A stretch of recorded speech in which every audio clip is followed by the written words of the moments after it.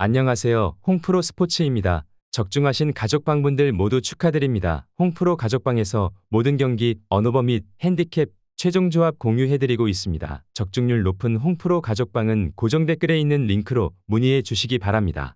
9월 22일 K리그 국내 축구 7경기 분석 시작하겠습니다. 첫 번째로 광주FC 대 제주유나이티드 경기 알아보겠습니다. 먼저 광주FC는 리그 7위를 기록하고 있으며 4-4-2 포메이션을 선호하며 빠른 전환과 측면 공격을 중심으로 경기를 운영한다. 최근 요코하마 마리노스전에서 대승을 거두며 공격력이 돋보였다. 아사니와 가브리엘을 중심으로 지공을 펼칠 것이며 이희균과 베카의 득점 기회가 기대되지만 주중 경기의 여파로 선수들의 체력 상태가 완벽하지는 않은 상황이다. 수비 라인에서는 허율과 안용규가 호흡을 맞춰 안정적인 모습을 보여줄 것으로 보인다. 이어서 제주는 빠른 공수 전환을 활용하는 팀이다. 대구전에서 대패를 당하며 수비 라인의 불안정함이 드러났다. 서진수와 갈레고를 중심으로 한 속공이 위력적일 수 있으나 1차 빌드업을 담당하던 이탈로가 부상으로 결장하며 공격 전개가 매끄럽지 않을 가능성이 크다. 수비에서는 임창우의 부재로 인해 송주훈과 홍준호의 불안정한 조합이 예상되는 상황이다. 광주가 공격력에서 우위를 점하며 경기를 주도할 가능성이 높다. 체력적 부담이 있지만 중원이 약해진 제주를 상대로 경기를 지배할 것이다. 다만 체력적 부담으로 인해 대량 득점은 기대하기 어렵지만 광주의 승리가 유력해 보인다. 광주FC 승리를 추천합니다. 두 번째로 포항 스틸러스 대 강원FC 경기 알아보겠습니다. 먼저 포항은 4-4-2 포메이션을 선호하며 빠른 전환을 통해 속공을 전개하는 스타일이다. 최근 상하이 선화전에서 패하며 수비 라인의 취약점이 드러났다. 주 공격수인 이호재의 부재로 안재준과 조르지의 호흡이 삐그덕대는 모습을 보이고 있으며 강원 수비진을 뚫는 데 어려움이 예상된다. 이동희의 부상으로 수비 역시 불안정하며 대량 실점 가능성은 낮지만 경기 운영에 어려움을 겪을 것으로 예상되는 상황이다. 이어서 강원은 공격적인 압박과 제공권을 활용한 공략을 선호한다.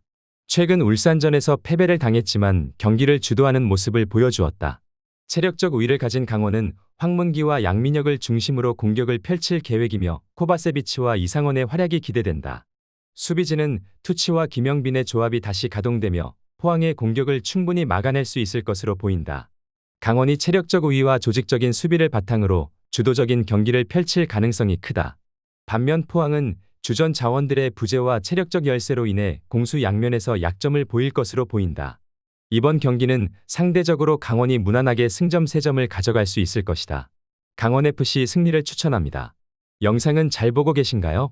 핸디, 언오버 및 최종 조합 공유받아 보실 수 있는 가족방 입장 방법 알려드리겠습니다. 첫 번째로 영상 하단에 댓글을 클릭해 주세요. 두 번째로 댓글에 링크를 클릭해 주세요. 마지막으로 채팅 참여하기 후 메시지 주시고 답장 기다려 주시면 됩니다. 나가기 하시면 가족방 입장 시켜드릴 수 없습니다. 언제든 편하게 문의 주시기 바랍니다.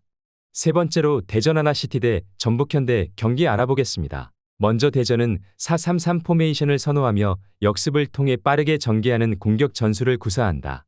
최근 서울과의 원정 경기에서 승리를 거두며 날카로운 역습으로 좋은 모습을 보여줬다.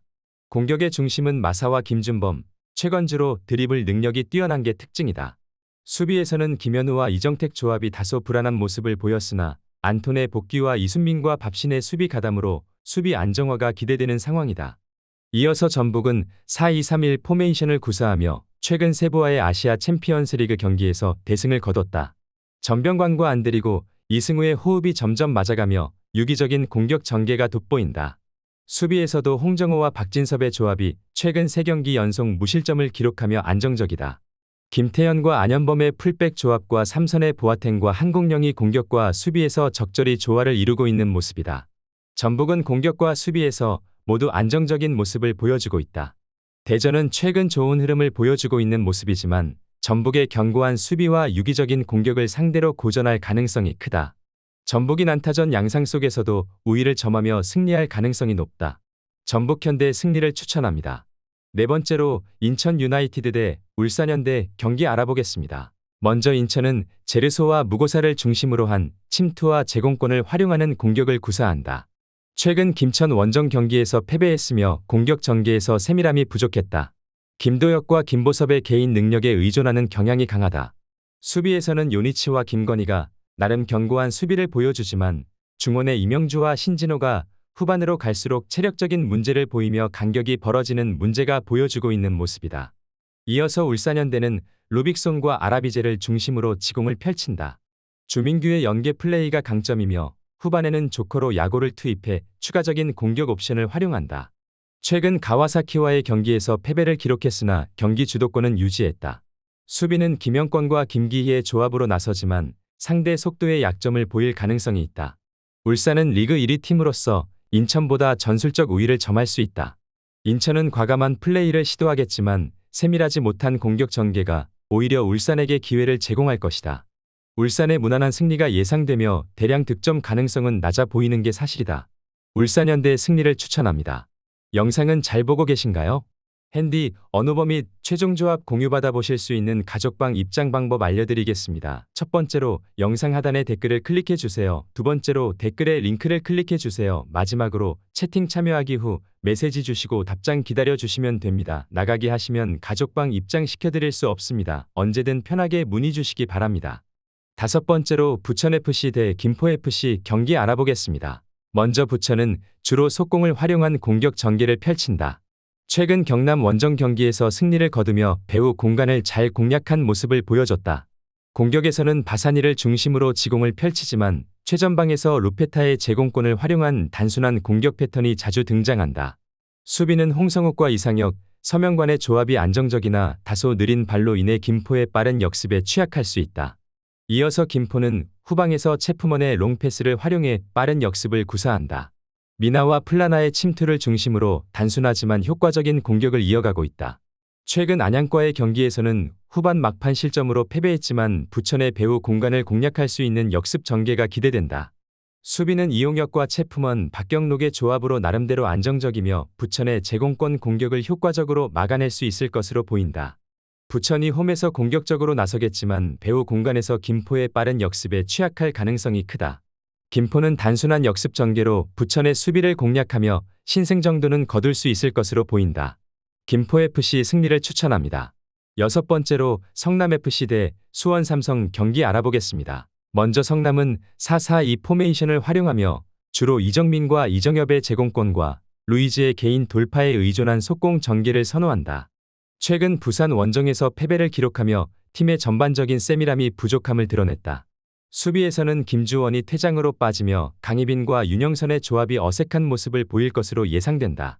성남의 수비 조직력은 이번 경기에 큰 약점으로 작용할 것으로 보인다. 이어서 수원 삼성은 파울리뉴와 마일랏, 뮬리치를 앞세운 지공 전개를 선호한다. 최근 천안과의 홈 경기에서 패배를 기록했지만 유기적인 공격 전개를 통해 상대 수비를 흔드는 능력이 뛰어나다. 수비 라인은 백동규의 결장으로 한우강과 장석환이 조합을 이룰 것으로 예상되며 배후 공간 관리가 다소 불안하지만 성남의 단순한 공격을 충분히 막아낼 수 있을 것으로 보인다. 수원 삼성이 경기의 주도권을 잡고 성남의 엉성한 수비를 공략할 가능성이 높다. 성남의 단순한 역습으로는 수원 삼성의 안정된 공격 전개를 막아내기 어려울 것이다. 수원 삼성의 무난한 승리가 예상되는 매치업이라고 본다. 수원 삼성 승리를 추천합니다. 영상은 잘 보고 계신가요? 핸디, 언어버 및 최종 조합 공유받아 보실 수 있는 가족방 입장 방법 알려드리겠습니다. 첫 번째로 영상 하단에 댓글을 클릭해 주세요. 두 번째로 댓글에 링크를 클릭해 주세요. 마지막으로 채팅 참여하기 후 메시지 주시고 답장 기다려 주시면 됩니다. 나가기 하시면 가족방 입장 시켜드릴 수 없습니다. 언제든 편하게 문의 주시기 바랍니다. 일곱 번째로 부산 아이파크 대 경남FC 경기 알아보겠습니다. 먼저 부산은 3-4-3 포메이션을 활용하며 라마스의 전진 패스와 패싱과 음나파의 침투를 중심으로 빠른 속공 전개를 선호한다. 최근 전남과의 경기에서 역전 승리를 거두며 상승세를 이어가고 있다. 수비에서는 이동수와 황준호, 김희승의 탄탄한 백스리 조합이 지난 4경기에서 단 2실점만 허용하며 안정적인 경기력을 보여주고 있다. 상대의 공격에도 안정적인 대처가 가능할 것으로 보인다. 이어서 경남은 4-4-2 포메이션을 주로 사용하며 박동진과 웨일스의 침투와 아라블리의 제공권을 활용한 단순한 역습 전개를 선호한다. 최근 부천과의 경기에서 완패하며 팀 분위기가 매우 침체되어 있다. 수비 라인은 김영원과 박재환의 엉성한 호흡과 라인 컨트롤 문제가 드러나며 상대의 역습에 쉽게 무너지고 있다. 부산의 공격을 감당하기 어려울 것으로 예상된다.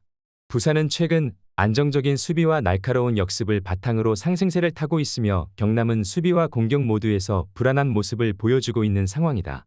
부산이 홈에서 경기를 주도할 가능성이 높으며 경남의 단순한 전술로는 부산의 역습을 막아내기 힘들 것이다. 부산 아이파크 승리를 추천합니다.